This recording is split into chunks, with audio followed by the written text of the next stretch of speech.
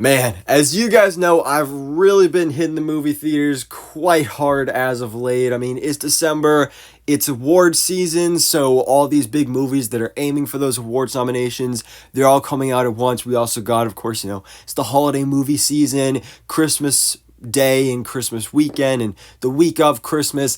Always a big time for movie going in the cinemas, and so a lot of stuff is coming out right now. As you guys know, I saw Poor Things last week. I just saw Aquaman and the Lost Kingdom, which you can check out both my spoiler review and non-spoiler review for over on the DC Life. Poor Things review is here on the Movie Life. The Iron Claw, obviously, this is what this review is, and then in a few days I'll be going to see Wonka as well. So it's a great time for movies, and 2023 is finishing off strong. But ladies and gentlemen, boys and girls, I have to say, The Iron Claw is one of, if not the best movie I've seen of 2023. It's truly phenomenal. This is the true story of the Von Erich family, one of the most famous wrestling families ever, and one of the most tragic families ever. Like, this is a really tragic movie. It's set up in such a way where the movie really builds you up with each member of this family and really gets you going on a high and makes you care about these characters and gets you being like, oh man, it's like they're on top of the world right now. And then it all comes crumbling down. And it's talked about here in this movie about how, it was said there was a curse on the Von Erich family. And, some people believed it, some people didn't. And personally, I wouldn't say I really believe in curses myself, but if there's ever been any evidence of curses being a real thing, it's this right here. Because, man, it's tragedy after tragedy. Like, it just keeps getting worse. It's hit after hit. Like, there is no happiness after a certain point in this movie. It just keeps going down and down and down, further and further, and it's insane. And so it's a really depressing movie, but there are still the shining bits of hope in here as well, because it's still a movie about family. This is a movie about, at its core, these brothers and their love for each other, and the dynamic that this family has together is just so interesting, because you have the three main Von Erich brothers right here. You have Zac Efron as Kevin Von Erich, you have Jeremy Allen White as Kerry Von Erich, and you have Harris Dickinson as David Von Erich. Now, there's other brothers as well. There's also Mike Von Erich, and there's Jack Von Erich, and there's also Chris Von Erich. Now, Chris Von Erich is not featured in the movie at all or mentioned at all. That brother was completely cut out of the film. The director's reasoning for that is because he said they didn't have time, length and runtime to fully do justice to that story, and also just because there's enough tragedy going on here. Adding in a whole nother tragedy and the levels of that tragedy, that would have been even more. That is one of my personal complaints. I mean, it's not really a problem with the movie, but I do wish we got to see that. I think that would have been nice to have the involvement of that brother, and just, to leave out the one brother, like, that kind of sucks. But Mike is interesting because, before I went into this movie, I didn't really know anything about the Von Erich brothers. I didn't know anything about this family. I don't know a whole lot about wrestling. My dad loves wrestling, so growing up, wrestling was always on in my house, and I'd seen some of it. I know bits about it, but I'd never heard of the Von Erichs themselves, and I didn't know anything about them as a family and all the tragedy that they went through. And so going into this movie, all the promotion was on Zac Efron, Jeremy Allen White, and Harris Dickinson. So going into this, I thought like, oh, there's like three brothers. No, there's a fourth one and a fifth one as well. Jack, not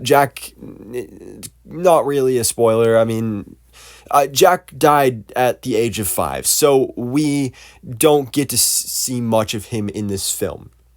But so you have these three main brothers, which are the wrestler brothers. But then you have, like I said, Mike Von Erich as well, who is the brother I didn't know about until I got into this movie. And the interesting thing about him is he doesn't want to be a wrestler. He has a passion for the arts. He has a passion for music.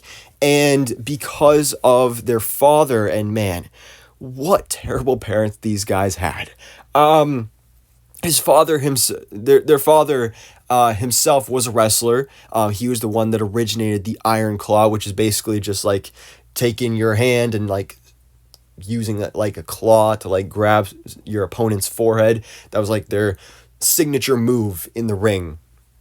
And yeah, so their father, real douchebag. He basically, he never got to get the world champion title himself. So he raised his boys to be all big, bulky wrestlers and to be super masculine.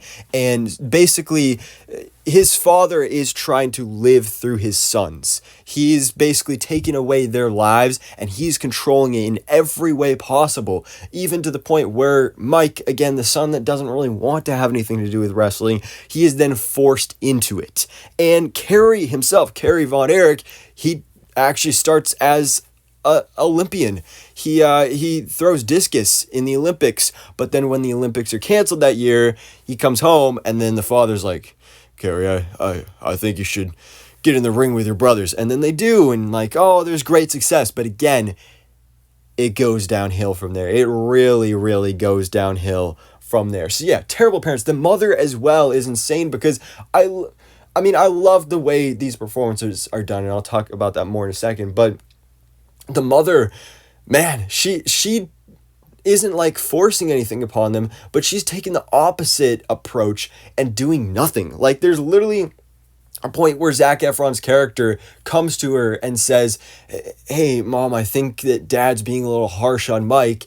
Can you talk to him about it? Can you talk to your husband about it? And then she literally tells him, no, that's between you two. You two figure it out. And then the dad even says that later on as well. He's like, no, I don't think he's having problems. You figure that out between you two. It's almost like they want to get this perfect family and everything, but whenever problems arise, they don't want to get involved. They don't want to intervene. They don't want to try and solve these problems. They leave it all on the brothers, and particularly Kevin Von Erich, who of course is, again, played by Zac Efron. He's the lead of this movie. He's the main character, and the reason for that is because he's the oldest brother that's alive. Again, the oldest brother was Jack, but he died at the age of 5. So Zac Efron is the alive oldest brother. And so he's almost, in a way, parenting his brothers himself.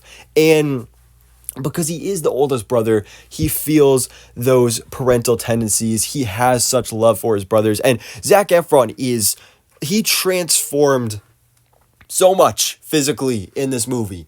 I mean, he looks like if John Cena and He-Man had a baby, that would be Zac Efron. It looks insane. And actually something funny I kind of realized while watching this is that, so obviously Zac Efron wears a wig in this to look more like Kevin Von Erich, but there's certain scenes where when he's wearing a shirt, when he's wearing clothes, when he's not wrestling, the wig kind of reminds me of how his hair looked in High School Musical, the Troy Bolton cut. So it's hilarious seeing him look almost like an older, really beefy version of Troy Bolton. Like, we got some High School Musical vibes here, but that's the thing. He's the biggest, he's the bulkiest guy of the brothers, but he's also the most vulnerable. He's also the most in touch with his emotions.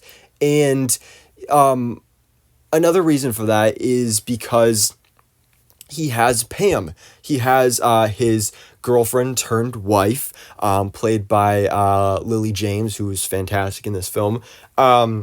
He has that support because clearly these guys, they aren't getting the support from their parents that they need. They're getting the complete opposite from their parents. So Zac Efron's character, at least he has love. He has this support system. And I think that's one of the reasons that he was able to handle all of this pain and all of this discomfort in his life much better than his brothers were. I think that's the biggest reason. It almost kind of makes me wonder, like, if these other guys had that extra level of support, would things have gone better for them? And also, like, is it really a curse, or could this have been prevented? If these parents weren't such terrible parents, maybe things would have been better. But like I said, the performances here are top notch. They really are fantastic. Everybody's saying it. This is Zac Efron's best performance of his career, and I 100% agree. Because like I said, he's the biggest and bulkiest one, but he's also the most vulnerable one. He's the quietest one. And there's certain scenes where it's just the way he shows emotion through his eyes or through his body language. And their father conditioned them to be super masculine and everything, and like, oh, don't cry. But when people are dying and dropping like flies, no, tears cannot be shown. Like, jeez, things are rough for this family right here. So Zac Efron does just a tremendous job of showcasing that. And man, there hasn't been a whole lot of Oscar buzz around this film, but there really should be, because honestly, awards for everybody here, at least nominations. Like, everybody's fantastic. Jeremy Allen White, fantastic. I love him in The Bear. He's one of my favorite actors working today, and he's great here as Carrie Von Erich. I do wish, one of the problems with this movie, one of the few problems I have with this film, is that they kind of skip around a lot of stuff. The biggest example I can say is with Jeremy Allen White's character of Carrie Von Erich, is that he's the brother that becomes the most successful. He goes on to join the WWF. He becomes a world champion. He gets all these titles and everything. He grows to an insane level of fame, but we don't get to see that.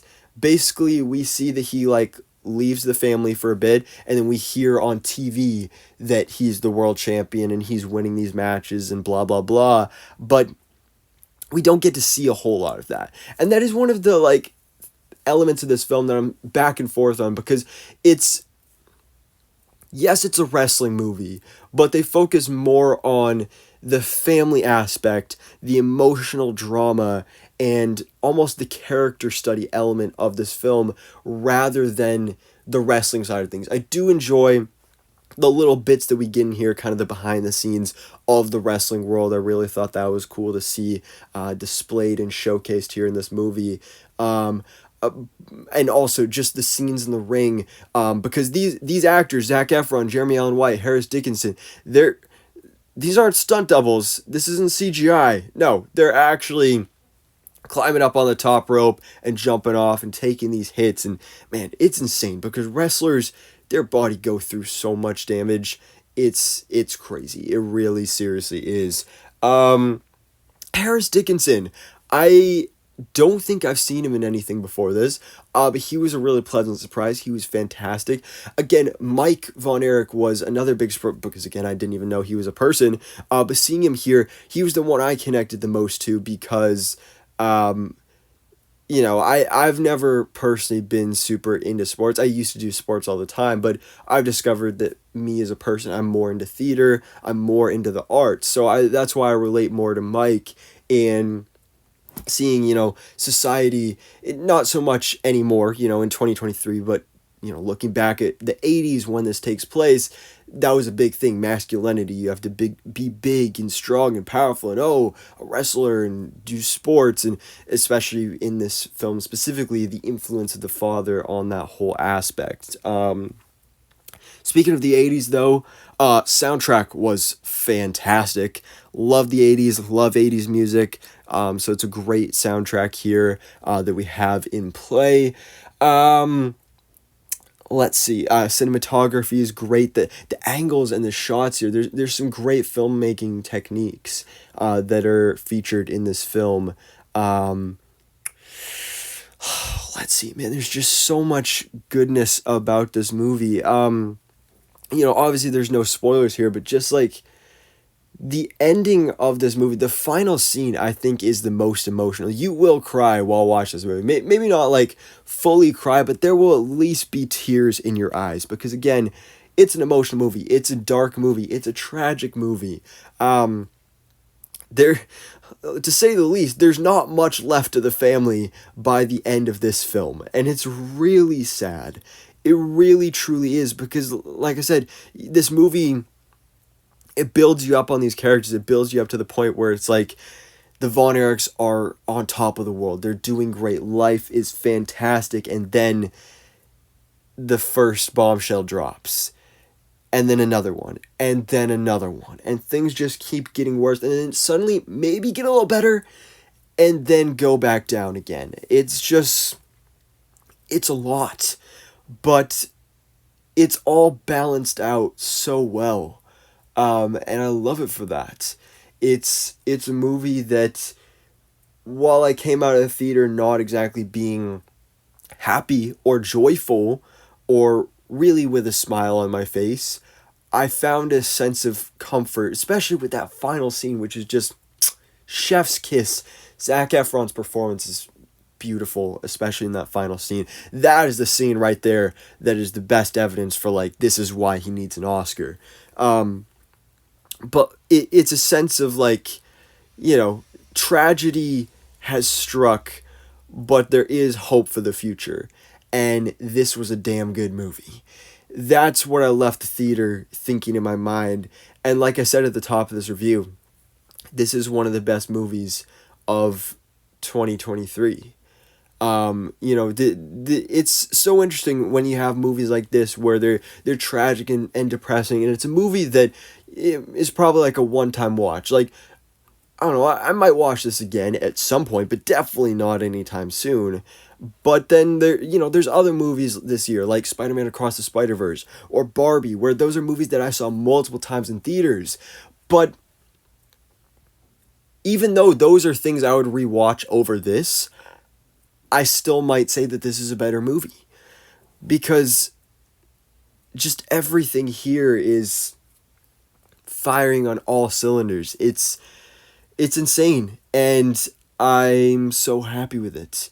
And, obviously I just saw it today, so could also be recency bias as well, but the year is coming to a close, so in a few days I'll be doing my top 10 movies of 2023 video, so stay tuned for that and see where this lands among the ranking. But I will say, spoiler alert, it's going to be pretty high.